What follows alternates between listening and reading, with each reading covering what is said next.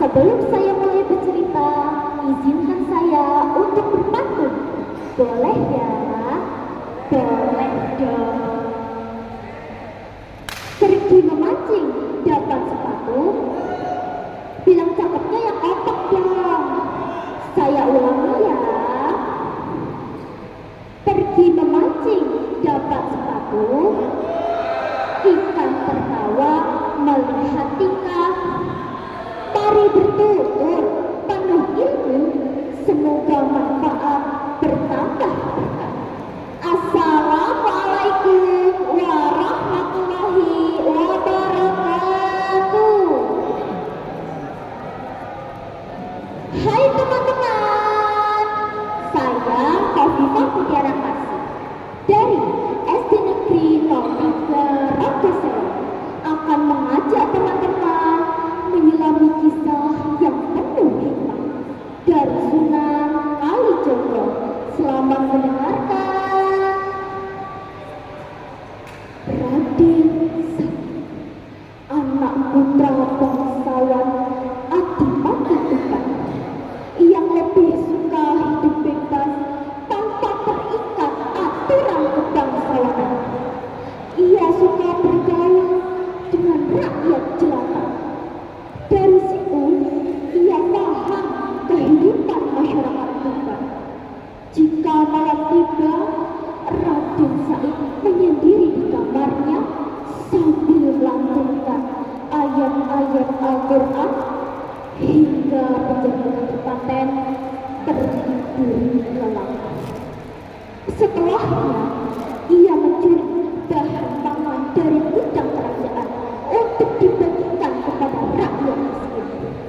Hal itu dilatar belakangi ketidakadilan karena rakyat kecil harus membayar pajak yang mahal. Tiap malam Raden Said terus melakukan pencurian hingga suatu hari ia ketahuan. Ayahnya sangat marah karena merasa malu. Raden Said pun diusir dari kadipaten. Namun semakin menjadi, ia mencuri harta orang-orang kaya yang kikir dan membagikannya kepada rakyat miskin. Suatu ketika, Raden Said bertemu dengan lelaki tua berpakaian serba putih dengan tongkat yang berkilauan emas. Wah, mangsa, gumam Raden Said. Tanpa basa-basi, Raden Said merebut tongkat itu hingga lelaki tua jatuh tersungkur. Tongkat yang dikira Raden Said terbuat dari emas ternyata hanya terbuat dari kayu. Lantas ia mengembalikan tongkat itu sambil minta maaf. Namun lelaki tua itu menangis terseduh-seduh. Jangan menangis, Ki. Ini tongkat aku kembalikan. Bukan tongkat itu yang kutangisi. Lihatlah, aku telah berbuat dosa. Rambut ini tercabut ketika tadi aku jatuh tersungkur. Yang benar, Ki, hanya karena rambut Kisanak merasa berdosa. Iya, aku berdosa karena telah mencabutnya tanpa suatu keperluan.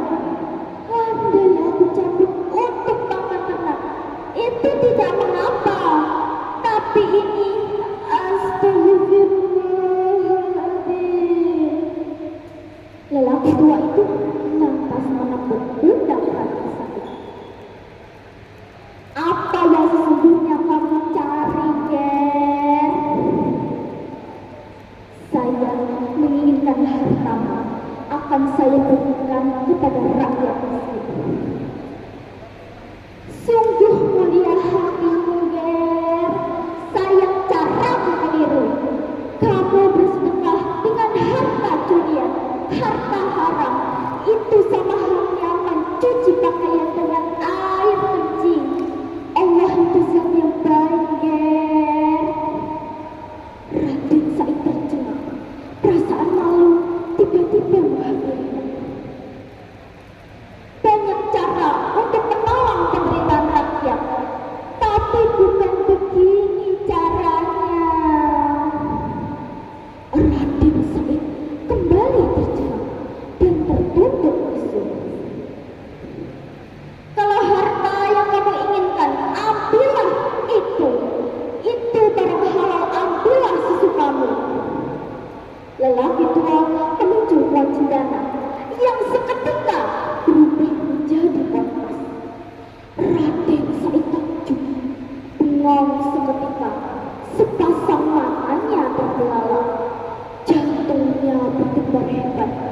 Lelaki tua itu lantas meninggalkan Raden Said. Setelah sadar dari lamunannya, Raden Said mengejar lelaki tua dan memohon untuk diangkat menjadi murid. Kemudian lelaki tua menancapkan tongkatnya di tepi sungai. Raden Said diperintah untuk menunggu tongkat itu dan tidak boleh beranjak sebelum ia kembali menemukan. Raden Said menyanggupinya. Tak terasa waktu berlalu begitu cepat. 3 tahun kemudian lelaki tua itu menghampiri Raden Said yang telah lama bertapa menunggu kedatangannya.